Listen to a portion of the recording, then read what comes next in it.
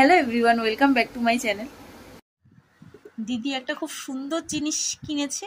এটা ওরা কোথাও একটা ঘুরতে যাবে, বেবি ঠেবি হয়ে যাওয়ার পর, বিয়ের পরে এখনো তারা হানিমুন ঘুরতে টুরতে যায়নি, তাই জন্য এটাও কিনেছে ট্রিপে জমাবে বলে। তো এখন আমাদের বাড়ির থেকে আমি এসেছি, এক একজন এক এক রকম টাকা দিয়ে দিয়েছে জিনিসপত্র কেনার জন্য।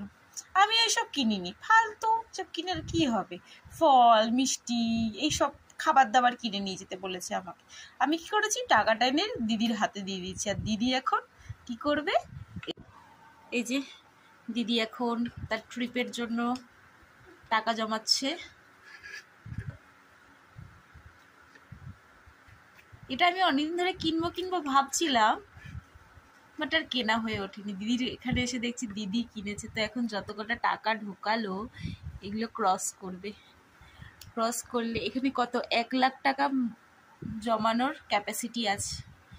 তো একটা 100 টাকা ঢুকিয়েছে, আরও একটা 100 টাকা ঢুকিয়েছে, আর ঢোকায়নি। টোটাল দেখাতে হচ্ছে। আর ওরমভাবে গুনবি না। 500 টাকাটা ঢোকালি না? 500 টাকাটা ঢোকাবো না, ওটা একবারে ঢোকাবো 500 টাকা। ফটো তুলতে তুলতে আমি আবার ক্লান্ত হয়ে পড়েছি।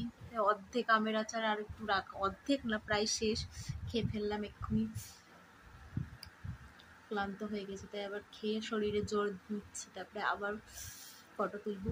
ও ফটো তুলতে খুব ভালোবাসে, ও একটুও ক্লান্ত হচ্ছে না। এই যে দেখুন, ও নিজে নিজে আয়নার সামনে দাঁড়িয়ে দাঁড়িয়ে ছবি তুলে যাচ্ছে।